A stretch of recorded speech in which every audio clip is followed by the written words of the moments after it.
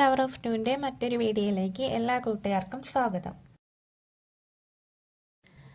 അർജുനായി ട്രെജർ ഉപയോഗിച്ച് തിരച്ചിൽ തടികഷ്ണവും ലോറിയുടെ ഭാഗങ്ങളും കണ്ടെത്തി ഈശ്വർ മാൽപേ.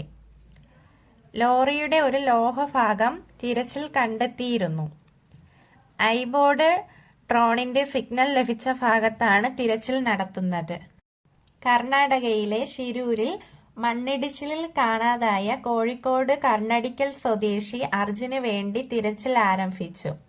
ട്രെജർ ഉപയോഗിച്ചാണ് ഗംഗാവലി നദിയിൽ തിരച്ചിൽ നടത്തുന്നത്. അതിനിടെ മുങ്ങൽ വിദഗ്ധൻ ഈശ്വർ മാൽപേ പുഴയിലിറങ്ങി നടത്തിയ തിരച്ചിലിൽ തടികഷ്ണം കണ്ടെത്തിയിട്ടുണ്ട്. ലോറിയുടെ ഭാഗങ്ങൾ കണ്ടെത്തിയതായും ഈശ്വർ മാൽപേ പങ്കുവച്ചിരുന്നു.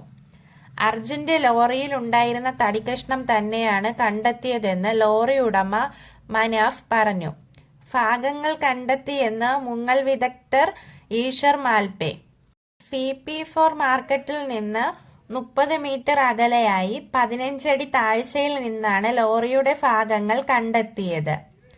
ട്രക്കിന്റെ മുൻഭാഗത്തുള്ള 2 ടയറും അതിന് നടുവിലുള്ള കമ്പിയുടെ ഭാഗവും കണ്ടുവെന്ന് മനാഫ് അറിയിച്ചു.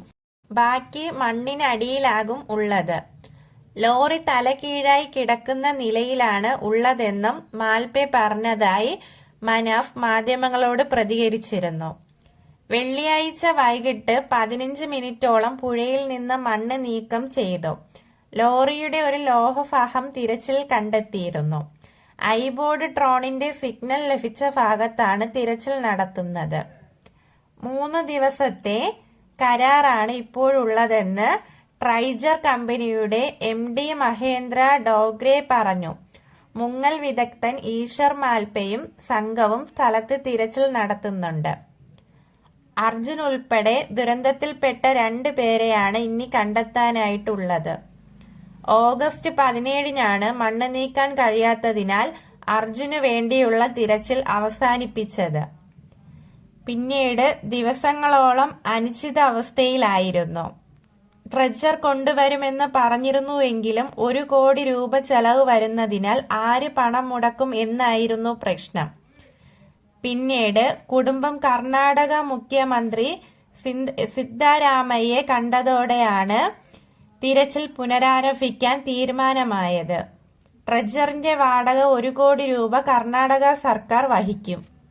അർജുനെ കാണാതായിട്ട് 2 വർഷം പിന്നിടുമ്പോഴും ഇപ്പോഴും അർജുനായിട്ട് കാത്തിരിക്കുകയാണ് കേരളവും അർജുന്റെ കുടുംബവും.